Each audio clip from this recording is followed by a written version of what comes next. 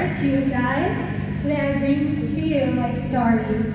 About 4 years ago, I was diagnosed with depression. Yeah, as you know, I'm just 16. So that you can say that I stand and struggle with this mental illness. Every day, I question myself, do I have the abilities? Every day, I'm just staying in the dark and scared. Every day, I think that I made too many mistakes because I was not there to stand up against the bullies. And that's something I absolutely love. Human beings are imperfect. I believe that we're not perfect because we're human and we're allowed to make mistakes.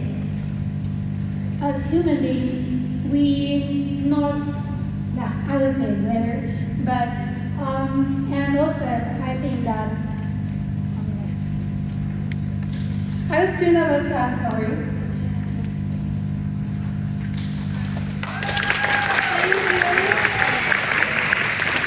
It's the first time I share my story, so yeah.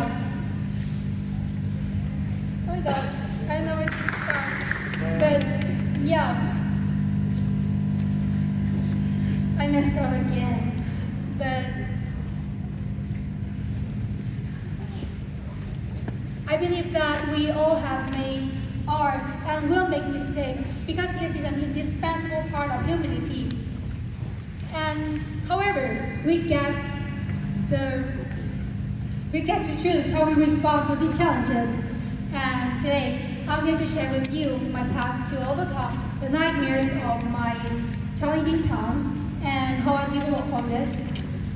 To be more specific about the reason I was bullied to the school, it was hard to tell, but I was a real bookworm at that time. Everything I did in the day was wake up, brush my teeth, wash my face, and have my breakfast, go to school, go to tech classes, come back home, have dinner, take a shower, and study again, and go to bed.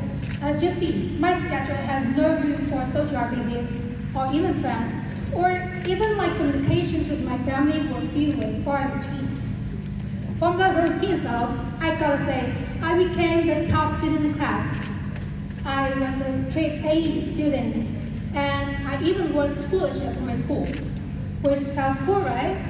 But also, this meant that a lot of my friends who didn't like me would start to mock me, and this became scary when there were a lot of them.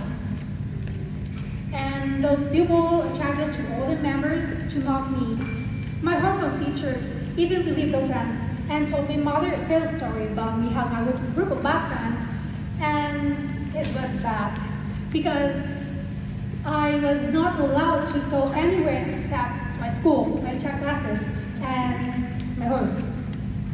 Even though it was impossible for me to go out, my teacher still tried to convince my mom that I'm the bad children.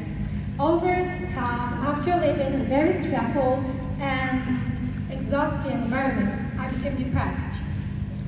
So the process of overcoming this disease, to be honest, not easy. It was so hard for me to realize that I should let this go. I should not just keep things to myself and regret it every day. And today, I want to share my path to took myself again with you. Step one is understand that we are all human beings and we all make mistakes. As human beings, we make mistakes. We have feelings, and sometimes we're irrational. But it's totally fine. It's okay to feel like we mess up, just like me at the beginning, though. And yeah, just look around. Your peers, your parents, your crushes, your idols, they all make mistakes. So don't beat yourself so hard about it.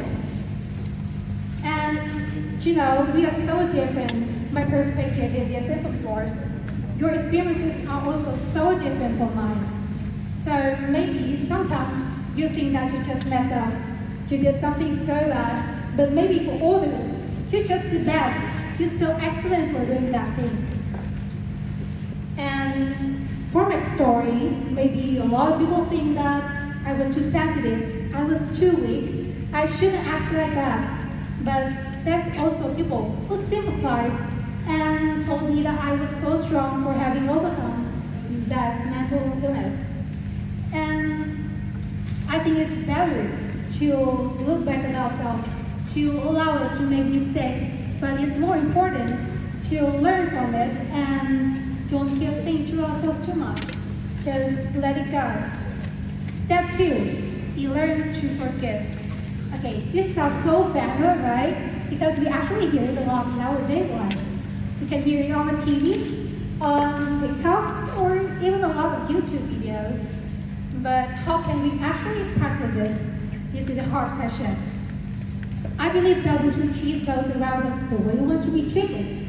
So if you want to practice to open your heart and forgive yourself, why don't you try to forgive others first? Right? In my case, I try to forgive myself, to open my heart and forgive myself by just forgive the people who bullied me. It was hard, I gotta say. But we have to practice. I just have to think that maybe they were not mature enough to understand that what they did to hurt me that much. And then just let it go. For you can think about something your friend did that makes you extremely angry, and then try to forgive them. Just try to find a way. And I gotta say, it's hard at first, but after a few times practicing, you will find that it will become easier and easier over time, and you become the warmest hearted version of yourself, and you will not realize it until someone told you that. And I want you to remember that forgiveness is not a sign of weakness. It's just an act of strength and courage. And by giving, we create space for our personal growth and opportunities to learn from our mistakes. It also enables us to transform our past failures into our valuable life lessons, and also empowering us to make better choices in our future. And the last step, step 3, learning to let go. During my healing process, I would keep thinking that, why can't I just let it go? Why people say that it's so easy, but why can't I do it? Right? It seems so easy for people, but why so hard for me? And then I try to forget the thing, but the fact is, after about just 10 minutes, I will think about it again, and then beat myself up. And yeah, of course, I will think that I did think that I was a failure. But I want you to understand that holding on to grudges is not only affects our mental well-being, but also restrict our personal growth by keeping us in our negative patterns from our past mistakes. And if we keep regretting and not forgiving ourselves, we will forget our values and stop trying. At the end of the day, it is ourselves who have to lean on through our tough times. It's the ourselves who have to learn the hard lessons, and it's the ourselves who can bring out the best person we can be from it. So just live on, explore, and delve into the world with all your heart. But to be able to do this, you must first let your past mistake go. You have to let your regret feelings go. And just no matter how much you hold on to them, you have to let it go.